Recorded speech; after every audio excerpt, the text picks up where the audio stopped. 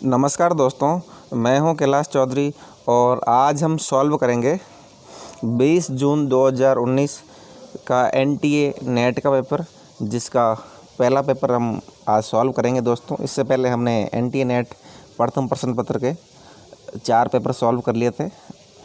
5 paper हुए थे कुल जून को और 5 ही पेपर दिसंबर 19 को हुए थे। आज 5वां पेपर जून 19 का है।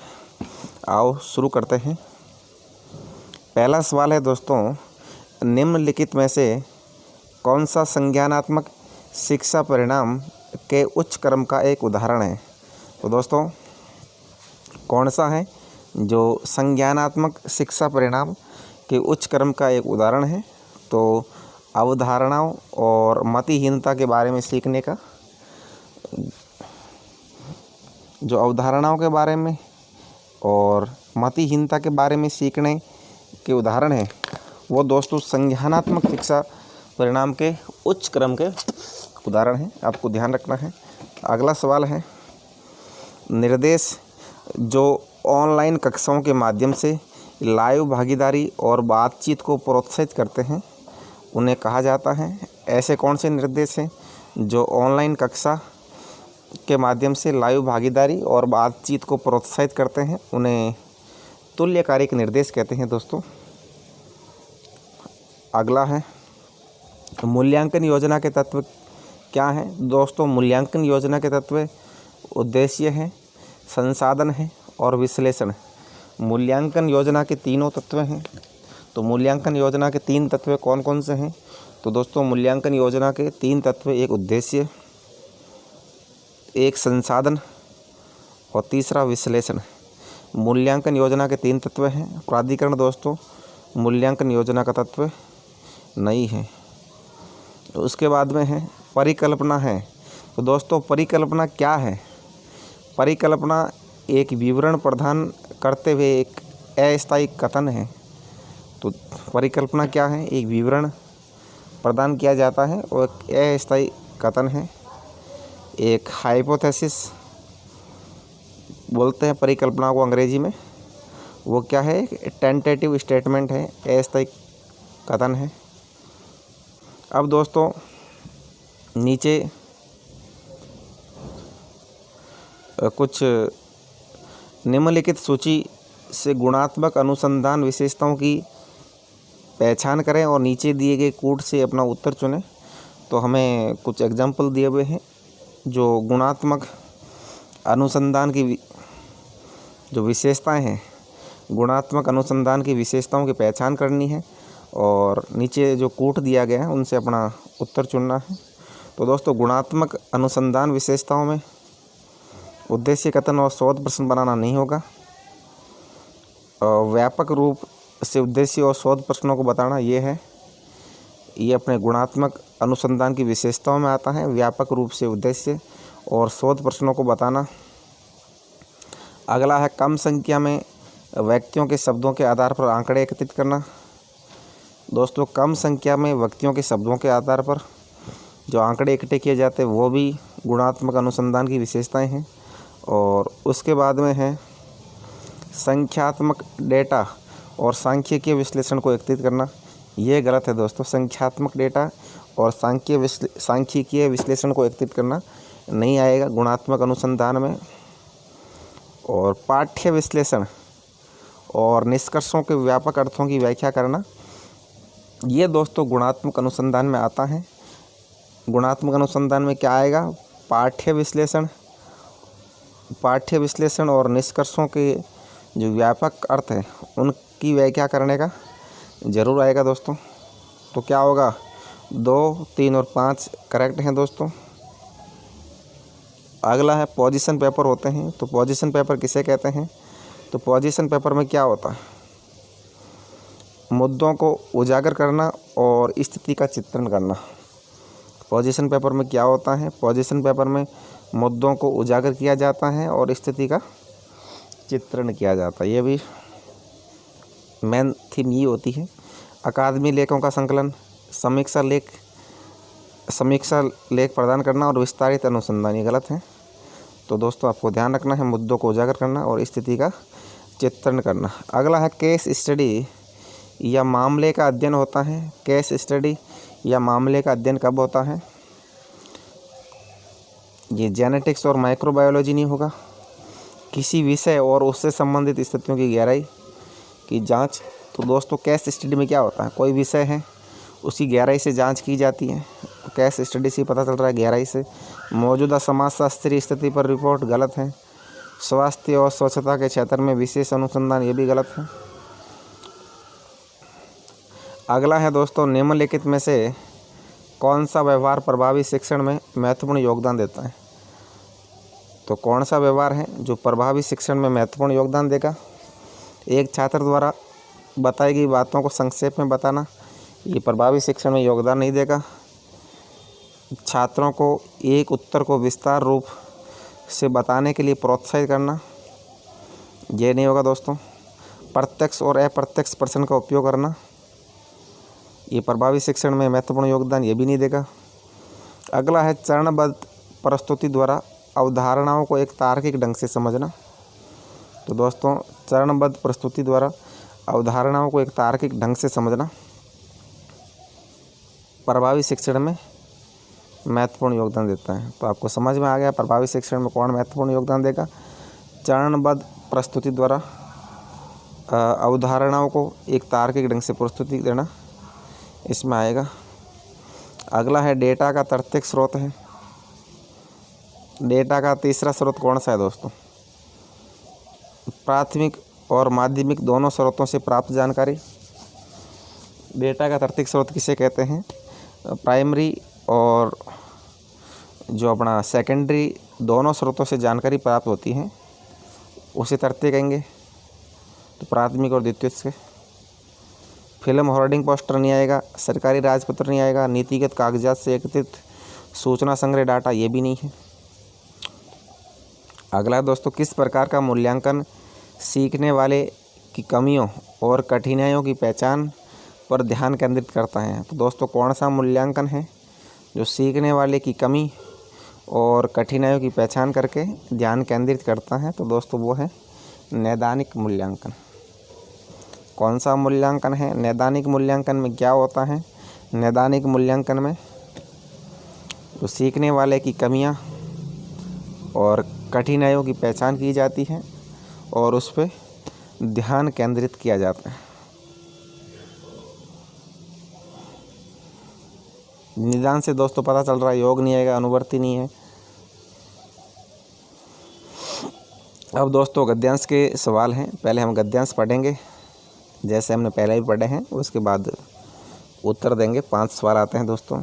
शायद जो बात 1970 के दशक में मीडिया को परेशान करती थी वह स्वतंत्रता में बदलाव का सुझाव थी, और सदियों से पत्रकारों ने नकारात्मक स्वतंत्रता या बाहरी प्रतिबंधों से मुक्ति के आधार पर काम किया था। हालांकि अचानक यह दबाव स्पष्ट स्वतंत्रता और कुछ पूर्व निर्धारित लक्ष्यों को प्राप्त करने की स्वतंत्रता का सूचक था। यह नई सामाजिक जिम्मेदारी एक विचार संप्रदाय पर आधारित लगती है जो नकारात्मक स्वतंत्रता की भांति है जो अपर्याप्त और अप्रभावी है, और यह कुछ हद तक लोगों को यह बताने की तरह है कि वे चलने के लिए स्वतंत्र हैं और बिना पहले ये सुनिश्चित किए कि वे अपंग नहीं हैं। सरकार से बेहतर कौन मानवता को उचित साधन प्रदान कर सकता है? सरकार, यहाँ तक कि लोकतांत्रिक सरकार को भी सामाजिक उत्तरदायित्वों के अनुयायियों ने ऐसे एकमात्र बल के रूप में देखा है जो स्वतंत्रता के प्रभावी संचालन की गारंटी देते हैं। उसके बाद में यह उन पर्यवेक्षकों को शोकाकुल नहीं करता है जो सामाजिक जिम्मेदारी को केवल सत्तावाद के थोड़े परछन संस्करण के रूप में पाते हैं। मीडिया दार्शनिक जॉन मेरिल इस सिद्धांत के सबसे मुखर आलोचकों में से एक हैं। तो दोस्तों आपको ध्यान रखना है, जॉन मेरिल तो इस सिद्धांत की आलोचना करते हैं, और उनकी दृष्टि में यह प्रस्ताव बहुलवाद को सरकारी तौर पर अनिवार्य कर दिया जाना चाहिए और हास्यास्पद है। और उनका कहना था कि पत्रकारों को अपना खुद का समाचार और संपादकीय निर्णय लेने की स्वतंत्रता बरकरार रखनी चाहिए। उसके बाद है मेरिल कहते हैं यहाँ तक कि मीडिया में सुधार की मांग करने वाले बाहरी समूह के अच्छे इरादे से किए गए प्रयास भी स्वयंसेवी है और पत्रकारों की स्वायत्ता को अवश्य ही कम करते हैं और ये हमें मीडिया स्वायत्ता के मुद्दे पर ले जाता है। तो दोस्तों पहले पत्रकारों के संचालन का क्या आधार था? तो दोस्तों पहले पत्रकार का संचालन किस आधार पर होता था? सीमित विकल्प नहीं थे दोस्तों, बहुत सारे विकल्प थे। सामाजिक जिम्मेदारी नहीं थी, सरकारी नियंत्रण भी नहीं था और बाहरी दबाव से मुक्ति। सबसे जो सटीक उत्तर है वो बाहरी दबाव से मुक्ति। अगला है जॉन मेरिल के अनुसार मीडिया में सुधार की मांग है। तो जॉन मेरिल ने मीडिया में सुधार की मांग को स्वयंसेवी बताया है, वॉलेंटरीली बताया है। ये हमने पढ़ा था अभी लेख में। अगला है गद्यांश गंभीर रूप से विश्लेषण करता है। दोस्तों गद्यांश है वो गंभीर रूप से किसका विश्लेषण करता है? मीडिया के सामाजिक उत्तरदायित्व के सिद्धांत का। तो किसका विश्लेषण है? मीडिया के सामाजिक उत्तरदायित्व के सिद्धांत का इस निचोड़ है दोस्तों इस गद्यांश का।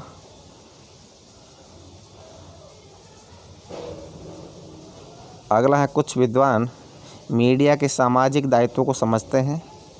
तो दोस्तों कुछ विद्वान मीडिया के सामाजिक दायित्व को क्या समझते हैं? निरंकुशवाद समझते हैं। वो ऐसा सोचते हैं कि सामाजिक दायित्व निरंकुश है। ऐसा नहीं है दोस्तों, लेकिन लेख में जैसा लिखा है अपने को वैसा ही करना है। सकारात्मक स्वतंत्रता का अर्थ है दोस्तों पॉजिटिव फ्रीडम किसे कहते हैं? कुछ निर्धारित लक्ष्यों को पूरा करने को क्या कहते हैं? सकारात्मक स्वतंत्रता। अब दोस्तों अगले कुछ कथन दिए हैं। यदि कथन है कुछ दूध दही है को सही माना जाए तो निम्नलिखित में से कौन सा कथन गलत होगा? तो दोस्तों कौन सा गलत होगा? कुछ दूध दही है तो कोई दूध दही नहीं है। तो कुछ तो होगा नहीं दोस्तों, कुछ दूध नहीं होता है, कोई दूध आएगा। कोई भी दूध, बिल्कुल भी दूध दही नहीं है, ये इसका उल्टा होता दोस्तों। इस तरह के सवाल पूछे जाते हैं। Some milk is curd is true, no milk is curd, ये होगा दोस्तों। अंग्रेजी में देखें इसको क्या लिखते हैं इसको।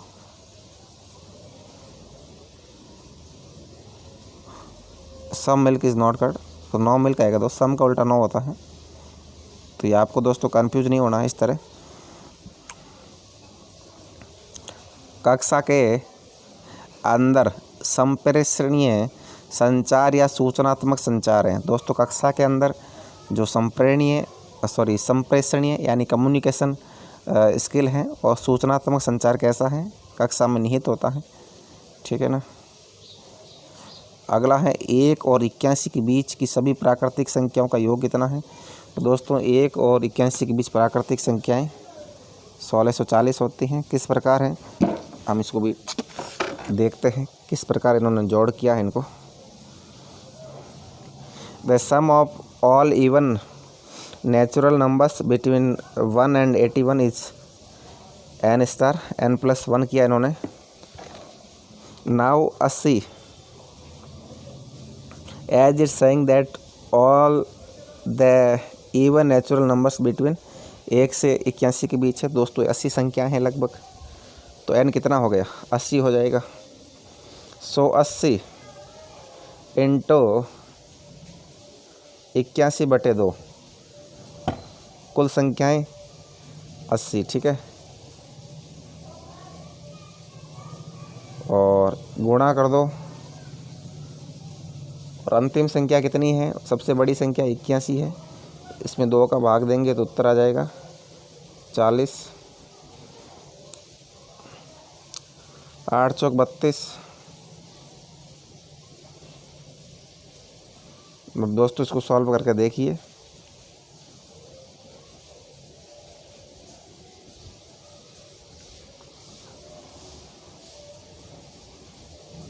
तो दोस्तों इसका सही उत्तर 1640 होगा। वैसे आप टोटलिंग करें 1 2 3 ऐसे तो दोस्तों होगा नहीं, क्योंकि बहुत लंबा पड़ जाएगा।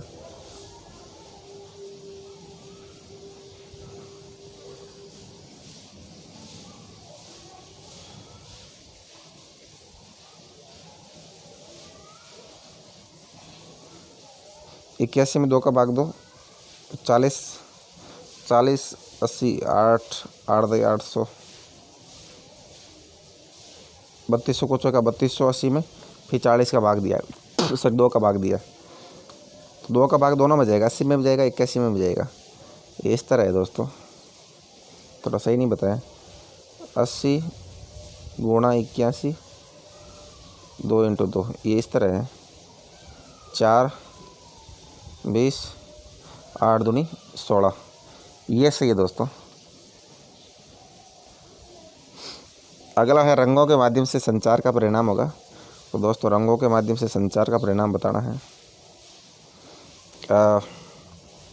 नीचे दिए गए विकल्पों में से सही उत्तर है, तो क्या है दोस्तों?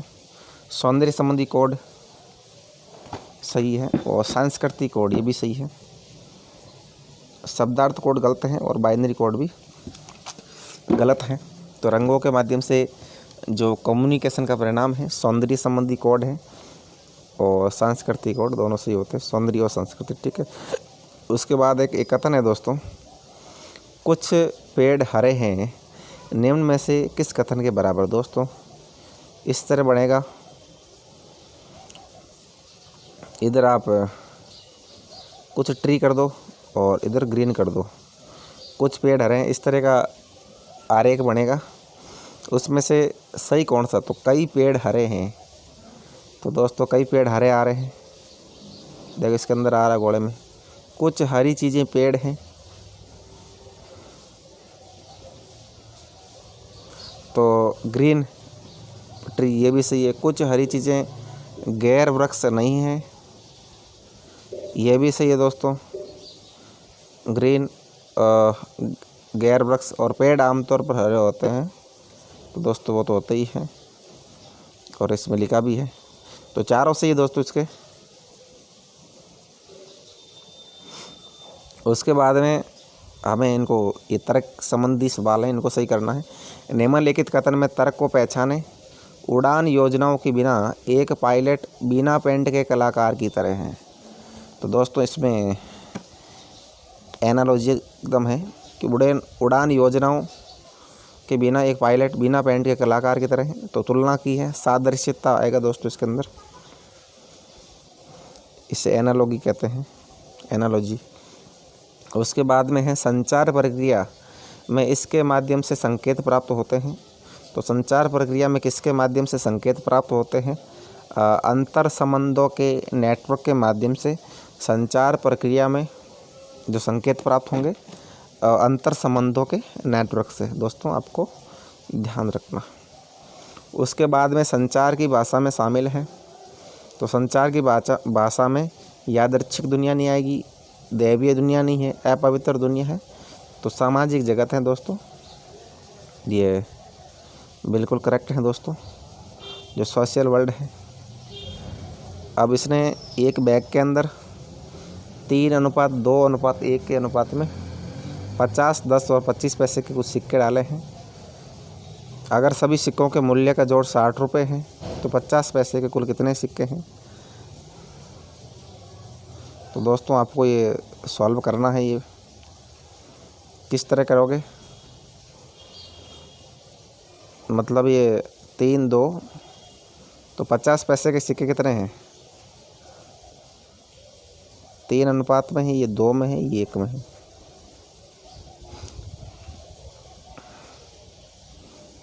जैसे मान लो ये 60 है, ठीक है, या 30 मान लो, और ये 20 है और ये 10 है, इस अनुपात में सिक्के हैं दोस्तों।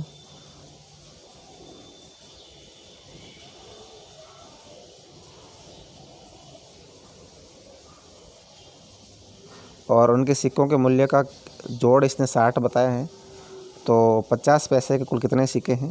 तो 60 करते हैं अभी दोस्तों, 3, इनका जोड़ करते हैं पहले, कितना होगा?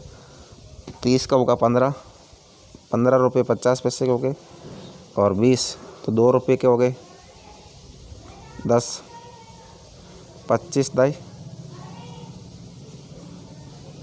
2.5 रुपये हो गए, 2.5 रुपये हो गए। तो इनका जोड़ कितना हुआ है? 2, 4.5, 19.5 रुपये हुआ है। तो लगभग 3 गुना कर दो आप, 50 पैसे के 300 सिक्के होंगे दोस्तों। 300 से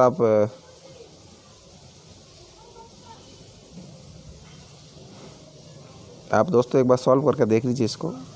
5 × 3x करा है, 10 × 2x करा है, 25 × 1x करा है, फिर इसने 6000 करा है। 6000 रुपये में 6000 पैसे में 60 रुपये होते हैं। इस तरह इन्होंने 9.5 का कॉइन कराया 300। आप एक बार सॉल्व कर ले दोस्तों, आपको ज़रूर समझ में आ जाएगा। अगला, ज्ञान प्राप्त करने की किस पद्धति में विशेष रूप से सामान्य और सामान्य रूप से विशेष रूप दोनों पर संयुक्त जोर दिया जाता है? तो दोस्तों ये वैज्ञानिक विधि होती है, जिसमें क्या होता है कि सामान्य रूप से विशेष और विशेष रूप से सामान्य पर जोर दिया जाता है। प्रेरणिक नहीं है, निगमन नहीं है, अनुरूप नहीं है, ठीक है। उसके बाद ये दोस्तों हम रीजनिंग के सवाल सॉल्व करेंगे।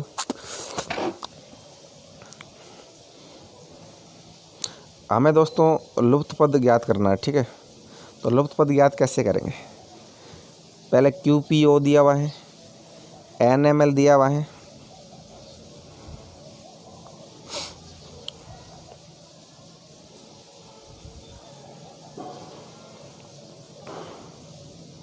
और KJL दिया हुआ है। तो दोस्तों अपने को नंबर की याद होनी चाहिए कौन किस नंबर पे है।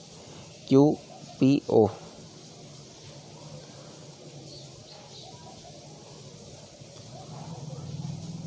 OPQ, LMN, IJK।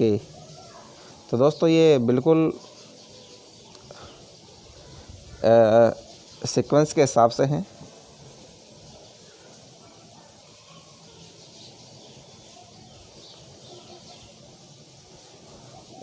OPQ,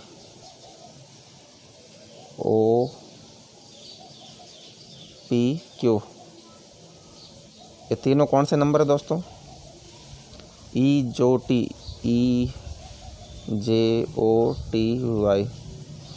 तो O है दोस्तों 15 पे है,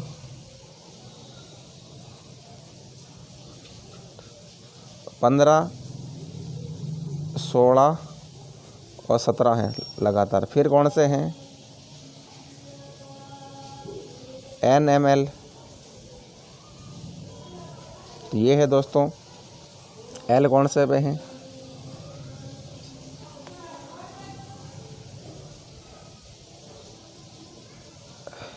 एक बार सॉल्यूशन देख लेते दोस्तों इसका। तो HGF दोस्तों बिल्कुल करेक्ट आएगा। HGF कैसे आएगा? ये 15, 16, 17 है। फिर बाद में इसने करा है NML, N कौन से पे? EJK, L 12 पे हैं,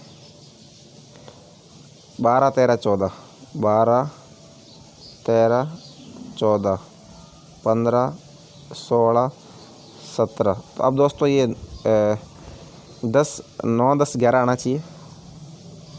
J कौन से पे हैं? I 9 पे हैं, J 10 पे हैं, K 11 पे, 9, 10, 11। अब कौन सा आएगा दोस्तों? 6, 7, 8। 6, 7, 8 अंक किस पे हैं? HGF पे।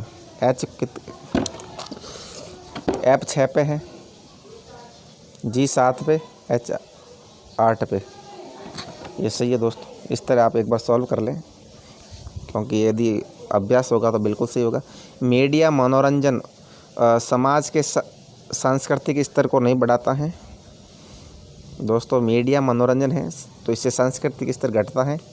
सॉरी, ये सही है, बिल्कुल नहीं बढ़ाता है। और अधिकांश मीडिया मनोरंजन प्लाइनवाद को प्रोत्साहित करते हैं, बिल्कुल सही है। और सामग्री की गुणवत्ता को नहीं है।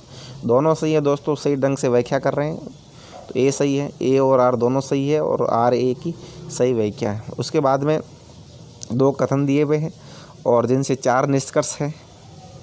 और निम्नलिखित निष्कर्षों में से कौन से निष्कर्ष कथन से वैध रूप से तैयार किए जा सकते हैं। दोस्तों कौन से कथन हैं जो वैध रूप से तैयार किए जा सकते हैं? पहला है सभी बिल्लियाँ कुत्ते हैं। तो इसने किस तरह सॉल्व किया है देखते हैं अभी।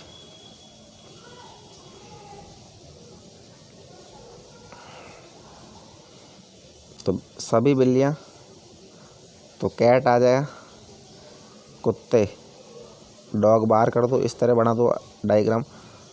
सभी बिल्लियाँ कुत्ते हैं और सभी कुत्ते गाय है, तो गाय को बाहर कर दो, इसको कर दो गाय कर दो, जी कर दिया मैंने, ठीक है। अब निष्कर्ष पूछ रहा है सभी बिल्लियाँ गाय है, सभी कैट हैं, अंदर है गाय, बिल्कुल सही है।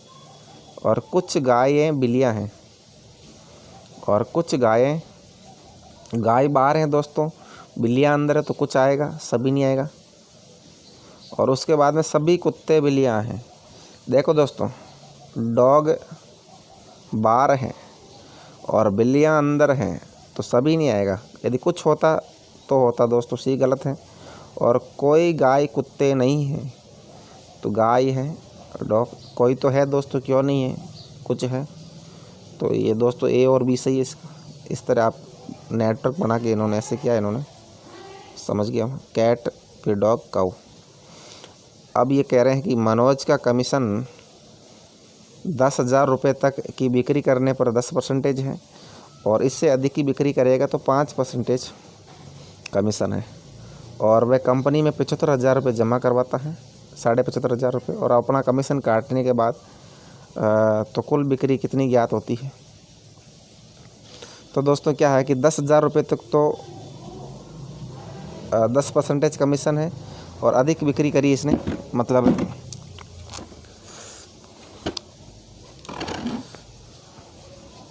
तो 75,500 का 5% कर लो आप, सीधा ही 7.5, 3.5, 4,500 रुपये कमीशन होता दोस्तों,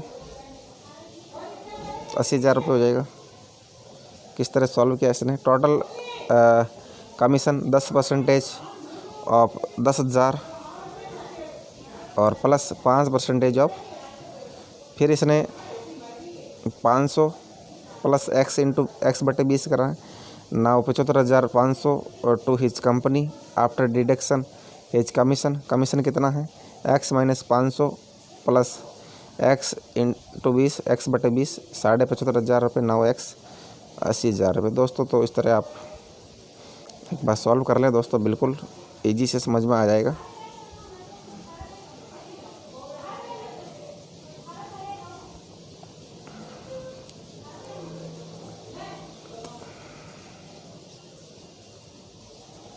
उसके बाद में है एक निश्चित राशि पर 4% प्रति वर्ष की दर से,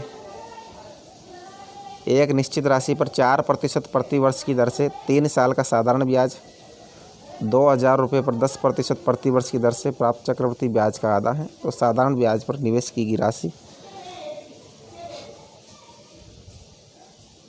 तो ऐसा ही कितना है, ऐसा ही यानी जो मैं ब्याज का सूत्र होता PTR, ये PRT लिखा बट्टे 100।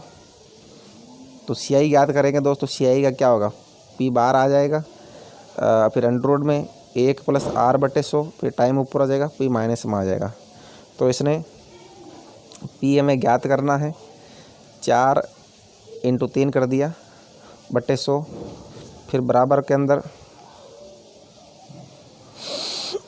कितना है P, 1/2,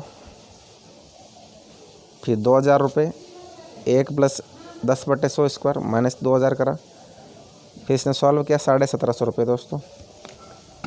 उसके बाद में है मई। और अभी दोस्तों इस तरह के सवाल आते हैं, कुछ डायग्राम आते हैं, आपको ये सॉल्व करना है। निम्नलिखित 2 तालिकाओं 1 और 2 पर विचार करें जो अप्रैल से सितंबर 2018 तक 6 महीने की अवधि के दौरान एक दुकानदार द्वारा बेचे गए लैपटॉप की संख्या का प्रतिशतवार वितरण दर्शाती हैं और उसी 6 महीनों के दौरान बेचे जाने वाले लैपटॉप H और ब्रांड डेल D की संख्या के बीच का अनुपात दर्शाती है। और इन 6 महीनों के दौरान 45,000 लैपटॉप बेचे गए हैं। तो फिर बाद में इनको उत्तर देने हैं। लैपटॉप की बिक्री महीनेवार और लैपटॉप ब्रांड की अनुपात है।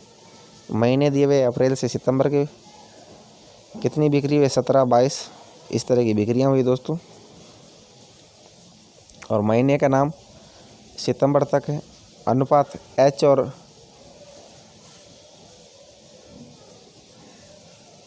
अब लैपटॉप 2 तरह के हैं, HP के हैं और ब्रांड डेल। वो कितना क्या बिका है वो इसने बताया है।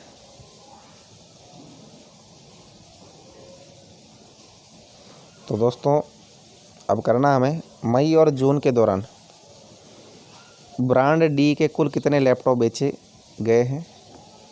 दोस्तों कुल संख्या पहले देख लो, कितने लैपटॉप बेचे गए। 6 महीनों में कुल 45,000 लैपटॉप बेचे गए। तो 45,000 में से अनुपात निकालेंगे हम। मई और जून, ये रहा मई जून, मई जून। ब्रांड डी पूछ रहा है 5:2। मई जून 22 और 25% लैपटॉप बिके दोस्तों 2 महीने के अंदर। तो 22 और 25 को आप जोड़ दो पहले, 47% हो गया। 100 तो हो रहे क्या, पहले 100 देख लो। 47 और 17 कितने होते हैं, 48, 49, 50, 60, 64, 64, 8, 72, 72, 2, 74, 84, पूरा 100 सही है। तो दोस्तों 47% 45,000 का कितना होगा,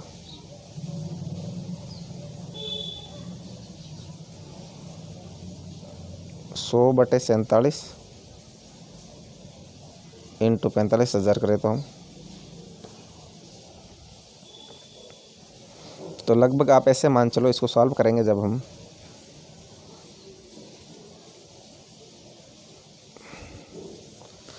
10% में 450 होते हैं। 10% में कितने होते हैं, 450 होते हैं। 450 को 5 से गुणा करो, 450, 450, 900, 900, 1800, 1800 और 450, 1800, 400, 2200, 2250, 2250 में से ये घटा लो अपने, 2250 में से 90, 135 घटाओ। 135 घटाएंगे तो कितना आएंगे, 2115, 2115 आएगा दोस्तों। 21,015, सॉरी 21,015 आएगा। तो अब अनुपात पूछ रहा है, ये हमारा डी अनुपात पूछ रहा है। तो इनका अनुपात करेंगे तो 5:2। तो दोस्तों सॉल्व करेंगे, 210,000 आएगा। एक बार आप सॉल्व करके देख लें। ये पूछ रहा है total number of laptop D बेचे गए थे, 9,900 बेचे गए थे इसमें मई के अंदर, और जून के अंदर बेचे गए थे 11,250। ये दोनों याद कर लिए, फिर दोनों को नाउ ड्यूरिंग मई का अनुपात है 4:5। तो 4:5 में कितना हो गया, 5,500 हो गए डी के। फिर 11,200 बेचे गए थे जून के अंदर। फिर इसका अनुपात ज्ञात करेंगे दोस्तों, कितना है 2 अनुपात, तो 4.5 हुए। तो कुल दोस्तों 10,000 लैपटॉप होते हैं। आप सॉल्व करके लें एक बार। अब ये कह रहा है कि अगर अगस्त के दौरान ब्रांड एच के 35% लैपटॉप छूट पर बेचे गए, तो उस महीने के दौरान एच के कितने लैपटॉप बिना छूट के बेचे गए। 35% छूट पे बेचे गए एच के, तो 65% होंगे बिना छूट के बेचे गए होंगे। तो निकाल लो कितना क्या है, 65% कितना होगा।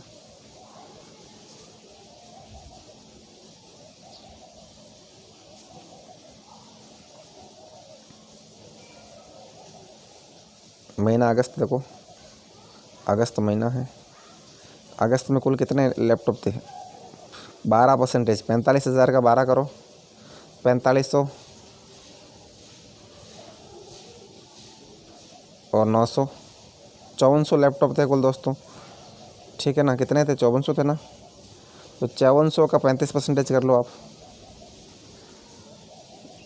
7:8 भी कर लो भले ही, 8 7 15,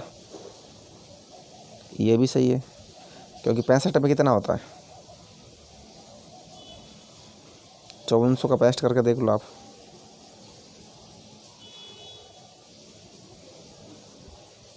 एक बार सॉल्व कर लेते दोस्तों। फिर 5400 कर लिया इसने, फिर HD ज्ञात किया। HD कितना है? 7:8 है।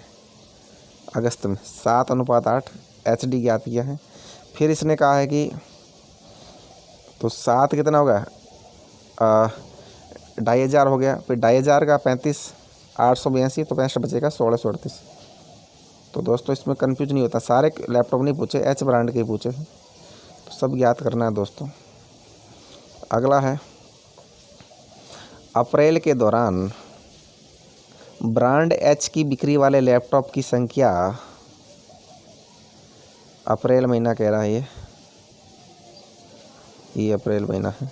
अप्रैल के दौरान ब्रांड H की बिक्री वाले लैपटॉप की संख्या, सितंबर के दौरान ब्रांड H की बिक्री का कितने परसेंटेज है? तो सितंबर देख लो, फिर ब्रांड H देख लो।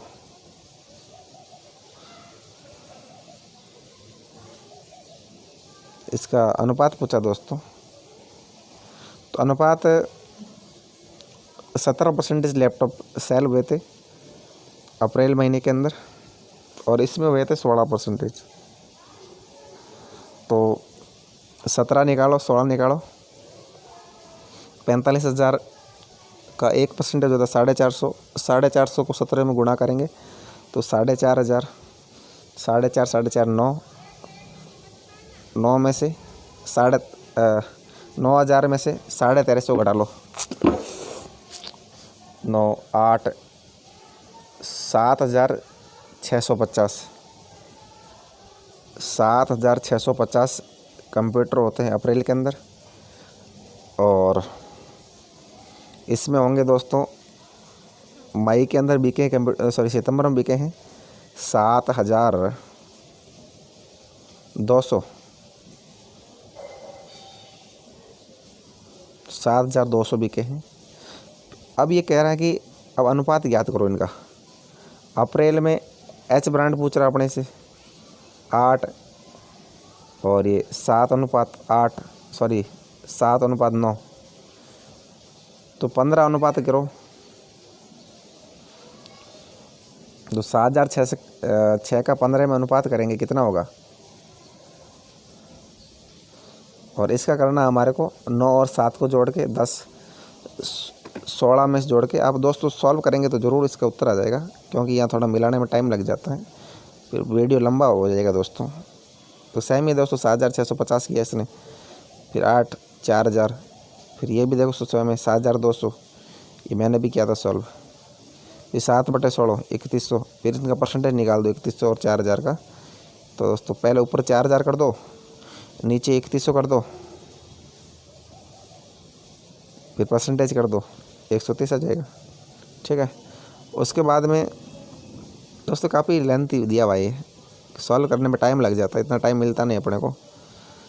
यदि दुकानदार ने जुलाई के दौरान 8% बिके थे, जुलाई के दौरान ब्रांड D के प्रत्येक लैपटॉप की बिक्री पर 434 रुपये का लाभ अर्जित किया। जुलाई में जो ब्रांड D 5 अनुपात में बिके थे, यदि दुकानदार ने जुलाई के दौरान ब्रांड D के प्रत्येक लैपटॉप की बिक्री पर 434 का लाभ अर्जित किया, तो उसी महीने के दौरान उस ब्रांड के लैपटॉप से प्राप्त हुआ उसका कुल लाभ कितना था? तो दोस्तों इसने कुल लाभ पूछा है, एक पे हुआ 434 है,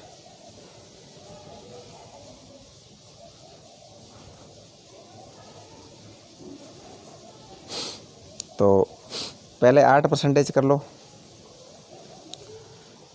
तो 8% कितना होगा? 45,000 का 4.5, 4.5 में से 900 घटा दो, 3400 लैपटॉप बिके थे जुलाई के अंदर। फिर जुलाई के अंदर 7:5,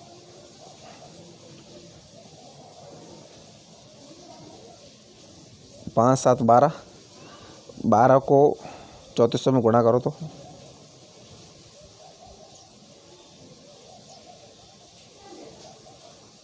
7/5 इंटू 3400। सॉल्व करके देखते हैं अपन। 5 5 अंग 30, 4 8 45, 680 इंटू 7,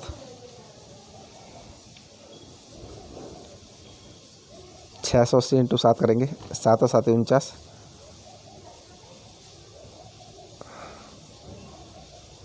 49 और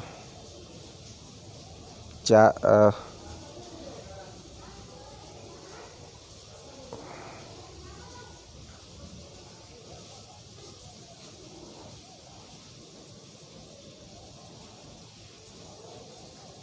दोस्तों एक बार सॉल्व कर ही लेते हैं इसको, क्योंकि टाइमिंग ज़्यादा लगता है दोस्तों, इसलिए। तो 8% 3600 सही है। 3600 किया था हमने, फिर 3600 का 7:5 किया। तो कैसे करेंगे 7:5? अपने को 5 करना है, 5 कर दिया, नीचे जोड़ दिया पूरा 12, फिर इंटू 3600 कर दिया। देखिए दोस्तों 5:, ये हमारा HD क्वालिटी के थे, 12 टोटल इनका है और 3600 टोटल दोनों का, ठीक है। तो टोटलिंग नीचे आएगा तो कितना होगा, 1500 कंप्यूटर है। और अब अपने प्रत्येक पे 434 है, तो 1500 को 434 से गुणा कर लेंगे तो 6,51,000 का फ़ायदा होता है दोस्तों। कितना फ़ायदा हुआ इसको, बहुत मुनाफा हुआ है। अगला है 3500 सवाल है। अप्रैल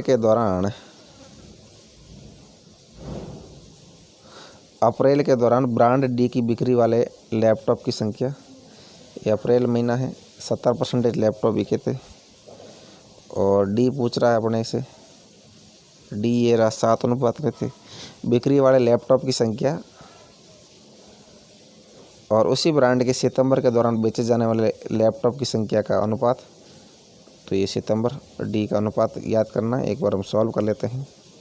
ड्यूरिंग अप्रैल कुल कितने बिके थे, 7,650, 17/100 इंटू 45,000 कर लो, 7,650 आएगा। नाउ ड्यूरिंग अप्रैल 7,650 का आप 8:7 निकालो, क्योंकि 7 अनुपात में बिके थे। तो 7/15 इंटू 7,650 तो 3570 आएंगे। अब सितंबर में पूछ रहे हैं तो 16% थे, कुल 7200 कंप्यूटर बिके। फिर 7200 का आप 9 अनुपात वाला है इस बार डी, 9/16 इंटू 7,200 तो 4,050। अब 4,050 का 3570 का अनुपात लिख दो, 3570 ऊपर आएगा, 4,000 नीचे आएगा, तो 119 अनुपात 135 सही है। दोस्तों काफ़ी टाइम हो गया, इसको वीडियो लंबा जा रहा है। संयुक्त राष्ट्र द्वारा अपनाए गए सहस्त्राब्दी विकास लक्ष्यों के संदर्भ में निम्नलिखित कथनों पर विचार करें। तो दोस्तों संयुक्त राष्ट्र ने जो सहस्त्राब्दी यानी 1000 वर्ष का लक्ष्य रखा था, उसमें क्या है, अत्यधिक गरीबी और भूख को मिटाने का लक्ष्य था, मातृ स्वास्थ्य में सुधार करना भी था, जिम्मेदार खपत और उत्पादन नहीं था, और बाल मृत्यु दर में कमी लाना ये भी था। ये लक्ष्य थे सारे, जिम्मेदार खपत और उत्पादन में नहीं। अभी क्या है, मिलेनियम डेवलपमेंट लक्ष्य के कितने लक्ष्य हैं, 8 लक्ष्य हैं दोस्तों, आपको याद रखना है। और सभी 191 संयुक्त राष्ट्र, अब दोस्तों 191 सदस्य नहीं है, ज़्यादा हो गए, अब तो 194 हो गए। 2000 सदस्य राष्ट्रों ने 2015 तक हासिल करने के लिए प्रयास करने पर सहमति व्यक्त की है, और मिलेनियम घोषणा पर सितंबर 2000 में हस्ताक्षर हुए थे। सितंबर 2000 में हस्ताक्षर हुए थे, और 2015 तक यानी 15 सालों में इनको लक्ष्य प्राप्त करने थे। और ये विश्व के नेताओं से गरीबी भुखमरी का सामना करने के लिए आगे आने का आग्रह करता है, और बीमारी, अशिक्षा और पर्यावरण में गिरावट और महिलाओं के खिलाफ भेदभाव ये लक्ष्य है। एक तो बीमारी है, अशिक्षा है, पर्यावरण में गिरावट है और महिलाओं के खिलाफ भेदभाव, ये इसके लक्ष्य है। और जिम्मेदार उपभोग और उत्पादन का लक्ष्य सूचीबद्ध किए गए 8 लक्ष्यों में से नहीं है। अगला है दोस्तों, ईमेल में BBC का उपयोग क्यों किया जाता है दोस्तों, BCC का उपयोग ईमेल में क्यों करते हैं। क्योंकि बीसीसी एक संदेश भेजने वाले को बीसीसी में दर्ज किए गए प्राप्तकर्ता को छिपाने की अनुमति देता है अन्य प्राप्तकर्ताओं से। तो बीसीसी में क्या होता है कि जो संदेश भेजता है, मेल करता है, और जो प्राप्त करता है उससे वो जानकारी छुपाने के लिए है।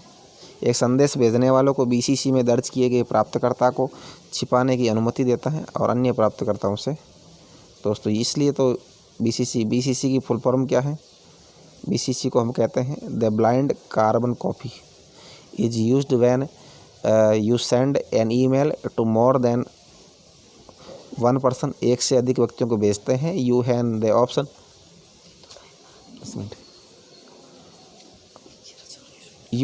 The option to enter the addresses in CC और बीसीसी। तो सीसी की फुल फॉर्म है कार्बन कॉपी और बीसीसी क्या है? Blind carbon copy.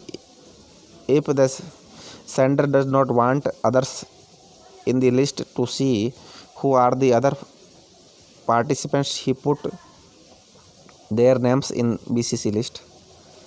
अगला दोस्तों एक कथन दिया हुआ है और कारण दिया हुआ है। एक शहर के मध्य भागों में रात के समय का तापमान आमतौर पर आसपास के ग्रामीण क्षेत्रों की तुलना में अधिक होता है। बिल्कुल होता है दोस्तों। और शहरी क्षेत्रों पर विकिरण की हानि ग्रामीण क्षेत्रों की तुलना में कम है। तो शहरी क्षेत्रों पर जो विकिरण पड़ने की हानि होती है दोस्तों कम होती है ग्रामीण क्षेत्रों की बजाय। विकिरण कौन सी? रेडिएशन के लिए कह रहे हैं। ये ए आर दोनों सही है और आर एक ही सही है। क्योंकि कर दो बीच के अंदर। तो क्योंकि से दोस्तों उत्तर आ जाता है।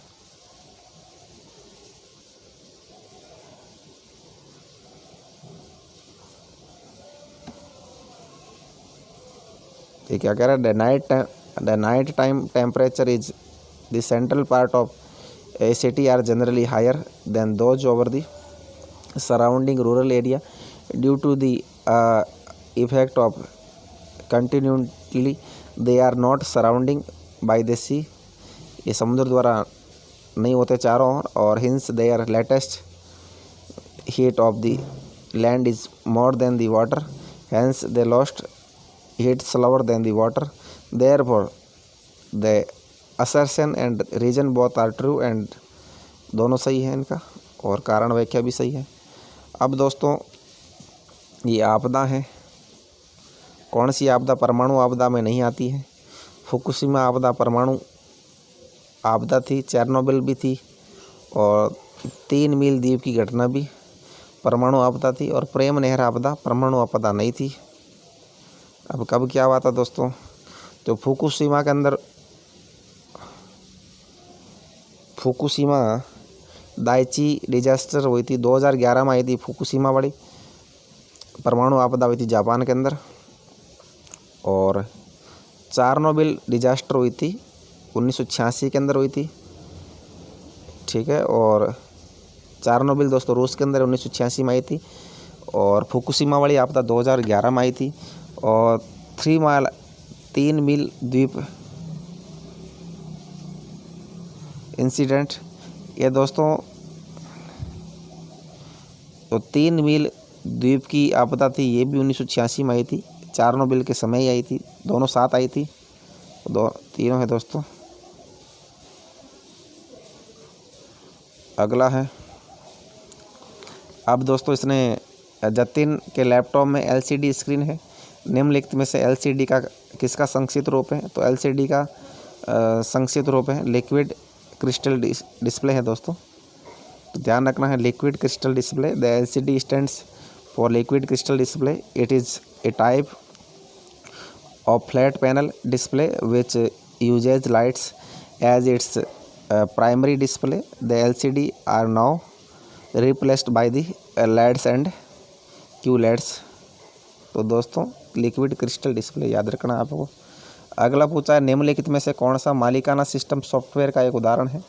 तो कौन सा मालिकाना सिस्टम सॉफ्टवेयर का उदाहरण है? दोस्तों माइक्रोसॉफ्ट विंडोज़ है जो मालिकाना सॉफ्टवेयर सिस्टम का उदाहरण है। लिनक्स नहीं है, माइक्रोसॉफ्ट इंटरनेट एक्सप्लोरर नहीं है और माइक्रोसॉफ्ट ऑफिस नहीं है। कौन सा है? Microsoft Windows.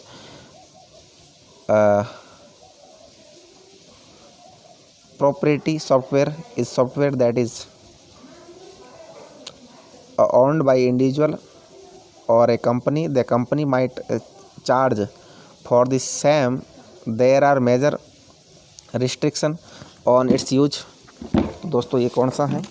माइक्रोसॉफ्ट विंडोज़ है, मालिकाना सिस्टम है इसका। मालिकाना को बोलेंगे प्रोप्राइटरी सिस्टम सॉफ्टवेयर बोलेंगे। अगला है कौन सा विश्वविद्यालय 1857 के दौरान स्थापित किए गए 3 विश्वविद्यालयों में नहीं है? तो दिल्ली का नहीं है दोस्तों, कलकत्ता, बम्बई और मद्रास हैं, तो दिल्ली नहीं है, ध्यान रखना है। ये जो 3 विश्वविद्यालय स्थापित किए गए जो 1854 के अंदर वुड डिस्पैच आयोग आया था, जिसे हायर एजुकेशन का मैग्ना कार्टा कहा जाता है, उसकी वजह से हुआ था ये भी अब वुड्स डिस्पैच एक्ट 1854 के अंदर 3 विश्वविद्यालय बने थे, तीनों प्रेसिडेंसियों में।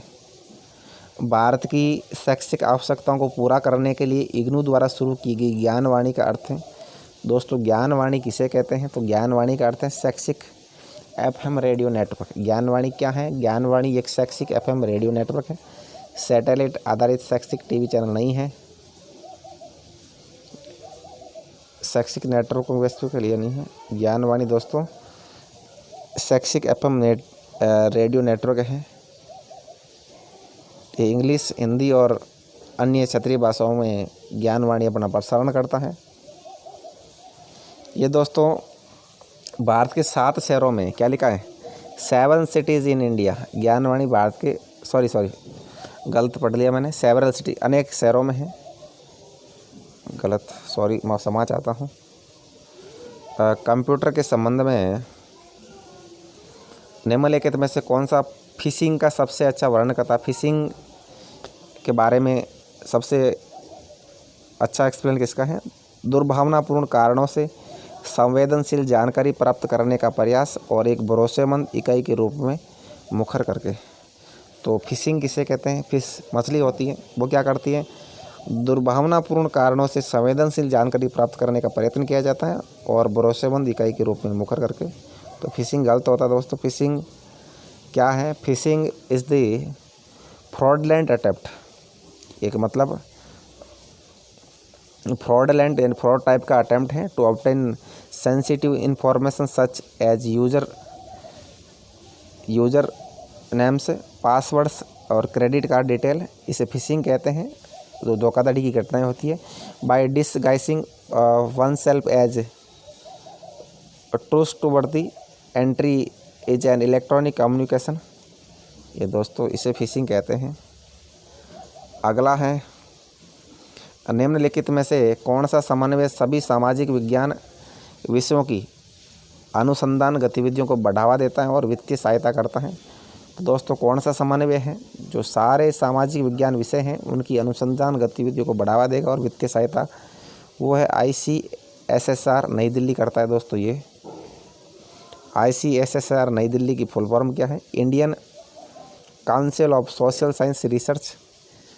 इसकी फुल फॉर्म है Indian council of social science research, situated in new Delhi, नई दिल्ली के अंदर है। ICSSR is national body overseeing research in the social science in India और it was established in new Delhi 1969। और इसकी स्थापना दोस्तों ICSSR की स्थापना नई दिल्ली के अंदर 1969 में हुई थी और it coordinates and funds various research activity related to the social science domain. ये सामाजिक विज्ञान से संबंधित अनुसंधान करता है। अगला है भारत की परीक्षा प्रणाली की समस्याओं पर विशेष ध्यान निम्नलिखित में से किस रिपोर्ट का हिस्सा था? तो दोस्तों परीक्षा प्रणाली पर किस रिपोर्ट में ध्यान दिया गया? विश्वविद्यालय शिक्षा के मानकों की रिपोर्ट UGC की 1965 ईस्वी की रिपोर्ट थी दोस्तों। मानकों पर रिपोर्ट थी, विश्वविद्यालय शिक्षा के मानकों पर रिपोर्ट UGC 1965। ये गलत है दोस्तों।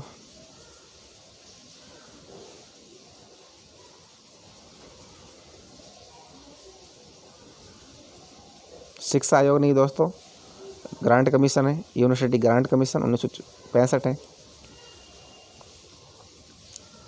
The special focus on the program of the examination system in India was a part of Kothari commission. ये कोठारी आयोग की बात है 1965 की। The commission was the most important commission in the education was headed by DS Kothari, इसके head थे। The report was submitted 19 जून 1966 को report आई थी और इट्स रिकमेंडेशन फॉर्म्ड पार्ट राष्ट्रीय शिक्षा नीति का हिस्सा का बना 1968 बना था। इसकी रिपोर्ट कब आई? 1966 जून के अंदर आई थी, ये ध्यान रखना है। राष्ट्रीय शिक्षा नीति 1968 के अंदर। अब दोस्तों इसने एक कंप्यूटर नेटवर्क जो एक इमारत के भीतर उपयोग किया जाता है उसे लैन कहते हैं। केवल एक इमारत के भीतर लोकल एरिया नेटवर्क बोलते हैं और बड़े क्षेत्र में वैन होता है, वाइड एरिया नेटवर्क। निम्नलिखित में से किस प्राचीन भारतीय विश्वविद्यालय में तिब्बत की संस्कृति और सभ्यता का निर्माण मुख्य रूप से विद्वानों के लेखन के माध्यम से किया गया? तो दोस्तों तिब्बत की संस्कृति और सभ्यताओं का विकास के बारे में कौन से विश्वविद्यालय की सबसे ज़्यादा हुई थी? विक्रमशिला विश्वविद्यालय में। तो तिब्बत बहुत ज़्यादा इनके बारे में पढ़ा जाता था। The ancient university in India like Nalanda, Mithila were the cradle of civilization and seeds of learning. The culture and civilization of India, neighboring countries were built based on the teaching there. The culture and civilization of Tibet was based on the teaching of the Vikramshila university. तो तिब्बत के बारे में विक्रमशिला विश्वविद्यालय में पढ़ाया जाता था। अगला है दोस्तों पेरिस समझौते का लक्ष्य है इस सदी में 100 सालों में 2015 में जो समझौता हुआ था, तापमान में वृद्धि को सीमित करना है जो पूर्व औद्योगिक स्तरों से कितने डिग्री सेल्सियस अधिक है? तो पहले से 2 डिग्री सेल्सियस पे इसको तापमान की वृद्धि को सीमित करना है। ये इसमें पेरिस एग्रीमेंट के अंदर है। The Paris agreement is an agreement with in A United Nations framework convention on climate change dealing with green house gas emissions mitigation adaptation and finance. इस सारे मुद्दों पर finance, adaptation, mitigation. It was signed 2016 में दोस्तों ये agreement sign हुआ था। मैं बार बार 15 पढ़ देता हूँ। वाज निगोशिएट बाय रिप्रेजेंटेटिव्स 196 देशों का समूह है, सारे इकट्ठे हुए थे 2016 के अंदर। वाज 21वीं कॉन्फ्रेंस ऑफ द पार्टीज, 21वीं मीटिंग थी। The countries decided to limit the increase temperature 2 degree Celsius of pre industry level, यानी पहले से 2 डिग्री पर इसको रोकना है। अब दोस्तों अंतिम सवाल है, ये कथन दिया है अंतर्राष्ट्रीय सौर गठबंधन के अधिकांश सदस्य देश कर्क रेखा और मकर रेखा के बीच स्थित है। 23.5 डिग्री उत्तरी अक्षांश कर्क रेखा और 23.5 डिग्री दक्षिणी अक्षांश मकर रेखा के बीच अंतर्राष्ट्रीय सौर गठबंधन के अधिकांश सदस्य देश स्थित है। सही है। और जापान अंतर्राष्ट्रीय सौर संघ गठबंधन का एक सदस्य है। दोस्तों जापान भी लगभग इन्हीं डिग्रियों पर स्थित है, वो भी अंतर्राष्ट्रीय सौर गठबंधन का एक सदस्य राष्ट्र है। ये भी सही है। ये कह रहा both of the statement are correct as the international solar alliance is an agreement between the countries that are situated between the tropic of cancer. कर्क रेखा को ट्रॉपिक ऑफ कैंसर बोलते हैं और ट्रॉपिक एंड कैप्रिकॉन, मकर रेखा को tropic of capricorn बोलते हैं। और these countries are also called sunshine state, इनको सनसाइन राज्य कहते हैं। The main motive of this alliance is to increase the use renewable source of energy like solar and reduce dependence of fossil fuel, यानी सौर ऊर्जा पर बढ़ोतरी के बारे में इन देशों के बीच में समझौता है। It is second largest grouping after the united nations comprising of 121 nation, 121 सदस्य देश इसके अंदर है। और संयुक्त राष्ट्र के बाद दूसरा बड़ा संगठन है, Japan being one of among them, इसमें से एक जापान भी है। तो दोस्तों इसी के साथ ये हमारा पूरा होता है, पेपर कंप्लीट हो गया। दोस्तों आज के लिए बस इतना ही। जय हिंद, जय भारत। अब दोस्तों 5 पेपर सॉल्व कर लिए जून 2019 के। अब दिसंबर 2019 के 5 पेपर सॉल्व करेंगे, फिर बाद में मॉडल पेपर करेंगे।